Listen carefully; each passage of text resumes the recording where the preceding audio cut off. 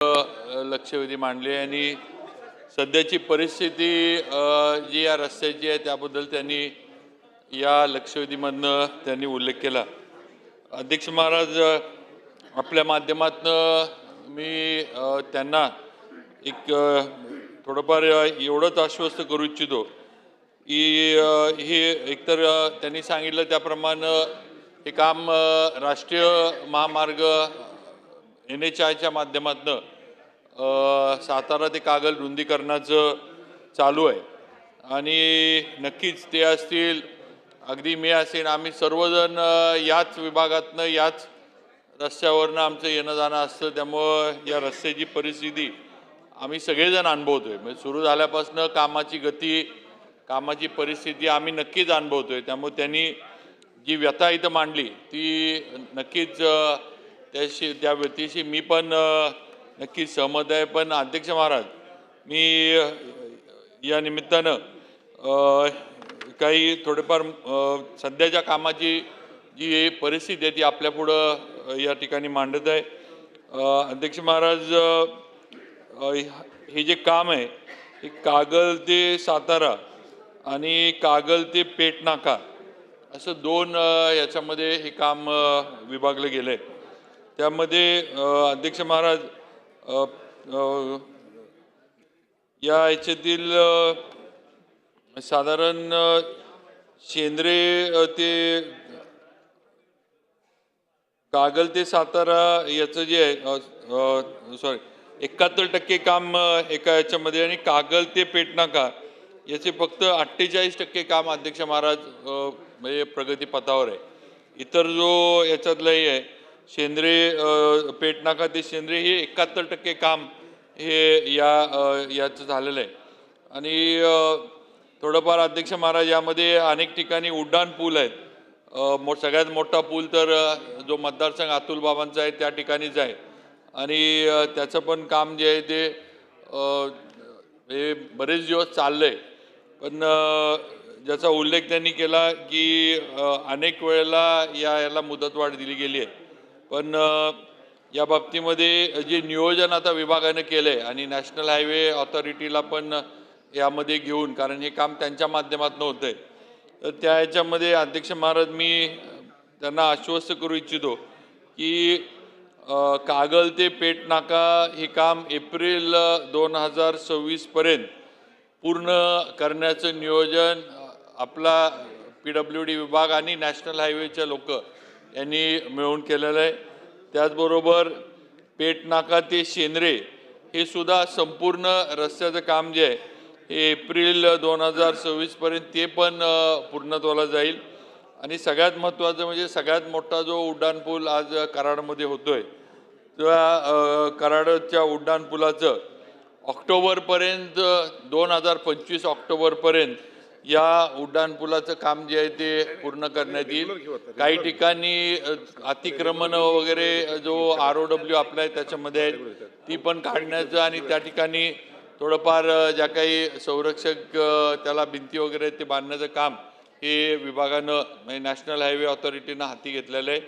आणि नक्कीच या बाबतीमध्ये जे आपले नॅशनल हायवेचे संबंधित ठेकेदार आहेत त्यांनासुद्धा सक्त सूचना परत एकदा दिल्या जातील की या रस्त्याची सुरक्षा आणि या रस्त्यावर होणारे अपघात टाळण्यासाठी लागणारे जे सायनेजेस आहेत त्यासाठी लागणारे जे रंबल स्ट्रिप्स आहेत, वॉर्डन्स जे आहेत ट्रॅफिक हे ठेवण्यासाठी आता दिलेलेच आहेत, पण अजून त्याचं जे आहे ते बारकाईने करून ज्या ज्या ठिकाणी या गोष्टी सेफ्टीच्या दृष्टीनं गरजेच्या आहेत त्या या संबंधित ठेकेदारानं केल्या पाहिजेत आणि त्या करून घेतल्या जाईल। चला, दिलीप लांडे शेवटचा प्रश्न। दिलीप लांडे जी। अध्यक्ष महोदय धन्यवाद। हे बघा अध्यक्ष महोदय माझे दोनच प्रश्न आहेत। एक मिनिट लांडे साहेब, 1 तास लक्षवेधीसाठी दिलेला आहे, समजून घ्या माझी गोष्ट। आणि आपण जर सर्व बोलायला घेतलं तर लक्षवेधी होणार नाही। उद्या शेवटचा दिवस आहे। नाही नाही ऐका, बोला माझ्या गावचा रस्ता आहे। बोला लांडे। अध्यक्ष महोदय, पॉइंटेड तुमच्या माध्यमातून मंत्री महोदयांना दोनच प्रश्न आहेत। शिरवळ ते खेडशिवापूर इथपर्यंतचा रस्ता गेले अनेक वर्ष रेंगाळलेला आहे। वर्वे ते केळवडे मोठ्या प्रमाणात खड्डे पडलेले आहेत, अपघात होत आहेत, याचे आपण ठेकेदारांना त्या पद्धतीने सूचना देणार आहात का? दुसरा माझा प्रश्न आहे की नसरापूर, कामथडी, नसरापूर, उंबरे, शिरवळ आणि वर्वे या परिसरातील शेतकऱ्यांना त्यांचं झालेलं नुकसान भरपाई आजपर्यंत मिळालेले नाहीये, ते आपण देणार आहात का? अध्यक्ष महोदय, सन्मान्य सदस्यांनी ज्या रस्त्यांचा उल्लेख केला ते लक्षवेधीच्या हे बघा, स्कोपच्या बाहेर प्रश्न मांडून त्याचं उत्तर मंत्री महोदयाला नाही आहे. सभागृहाचा वेळ वाया जाण्यापेक्षा अध्यक्ष महोदय, द्या, तुम्ही उत्तर द्या. मंत्री महोदय दिलं उत्तर आपण. नाही, जे त्यांनी रस्त्याचा जे सदस्यांनी केला ते स्कोपच्या बाहेरचे आहेत, पण त्याची माहिती घेऊन त्याच्यावर जे असेल ते चला, निर्णय केला. पुढे जाऊ. लक्षवेधी क्रमांक 2 श्री राहुल पाटील. लक्षवेधी क्रमांक 2 लक्षवेधी क्रमांक 2 राहुल पाटील पुकारावर बोललो ना. लक्षवेधी क्रमांक वितरित 2. केल्याप्रमाणे अध्यक्ष महाराज, ही लक्षवेधी अत्यंत महत्वाची लक्षवेधी आहे. तुम्ही मला थोडं वेळ द्या अध्यक्ष महाराज. आणि या लक्षवेधीच्या माध्यमातून खऱ्या अर्थानं शासनानं गोलमोल उत्तर देण्याचं काम केलेलं. ज्या योजना बंद झालेल्या आहेत, PM कुसुम घटक ब योजना ही बंद झालेली, त्या योजनेची संपूर्ण माहिती दिलेली.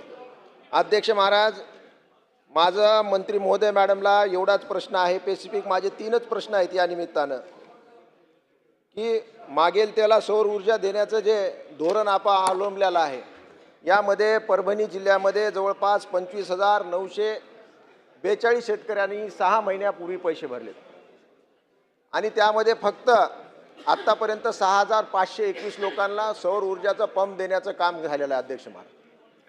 अध्यक्ष महाराज, ज्या लोकांनी 6 महिन्यापूर्वी पैसे भरलेले आहेत त्याला मागेल त्याला आपण सौर ऊर्जा देण्याची घोषणा केली, पण उरलेल्या लोकांना मंत्री महोदयानं उत्तरामध्ये दिले की 16,000 लोकांची निवड झालेली आहे आणि 9,000 लोकांची अजून स्क्रुटनी झालेली नाही. अध्यक्ष महाराज, मग या लोकांची काय चूक आहे? तुमच्याकडे जर स्टाफ नसेल, कर्मचारी नसेल, तर या शेतकऱ्यांची चूक आहे का? आणि तुम्ही मागेल त्याला सौर ऊर्जा पंप देतो म्हणता आणि त्यामुळे कोटेशन बंद झालेले आहेत. 6 महिन्यापासून ज्यांचं पीक त्यामुळे नुकसान झालेलं आहे त्या पिकाचं तुम्ही भरपाई देणार का? 6 महिन्यापासून तुम्ही त्यांचा निधी पैसे बरोबर ठेवलेले आहेत, ते पैशाचं तुम्ही व्याज देणार का?